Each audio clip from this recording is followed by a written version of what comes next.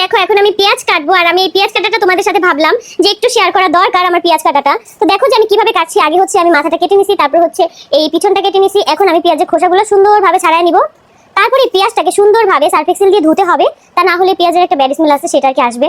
তোমরা Surf Excel না থাকলে হচ্ছে তোমরা যে কোনো সাবান দিয়েও ধুতে পারো বা ভিম লিকুইড দিয়েও ধুতে পারো, কোনো সমস্যা নাই।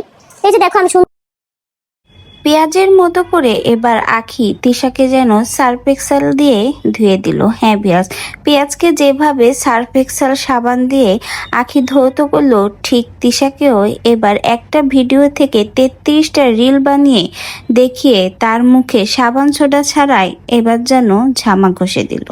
রিসেন্টলি এক লাইভে কিন্তু আহাদ বলেছিল আখিকে সে ভালোবাসবে যদি সে তিশার মতো দিনে 33টা ভিডিও বানাতে পারে। শেষমেশ সেই কথা ধরেই এবার আখি দেখিয়ে দিল সে কি পারে আর কি পারে না। একটা ভিডিও থেকে অলরেডি সে 15টা ভিডিও বানিয়ে দেখিয়ে দিল। একটা লং ভিডিও কেটে কেটে 33টা ভিডিও কিভাবে আহাদ তিশা ছাড়ে সেটারই এবার প্রমাণ হাতে নাতে ধরিয়ে দিল। বলতে গেলে সাবান সোডা ছাড়া ধোয়া যাকে বলে সেটাই এবার ধুয়ে দিল। এতদিন নানা রকম ভাবে অপমান করা হয়েছে আখিকে।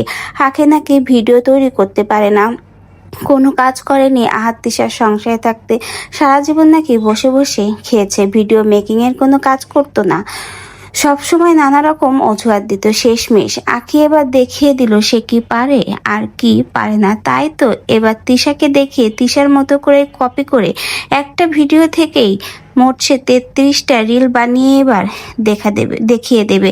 এতদিন যে অপমান যে অপবাদগুলো আখির উপরে দেয়া হয়েছিল সেটারই এবার হাতে নাতে প্রমাণ দিতে যাচ্ছে আখি। তো ভিউয়ার্স, আপনাদের কি মনে হয় আখিকে নিয়ে, আখি তিশাকে নিয়ে যে টিটকারি করছে, তাকে কপি করে যে ভিডিওগুলো করছে, এটা দেখার পরে তিশা কি চুপ থাকবে, না সেও নতুন কোনোভাবে আখিকে জব্দ করার ফোন দিয়ে আসবে?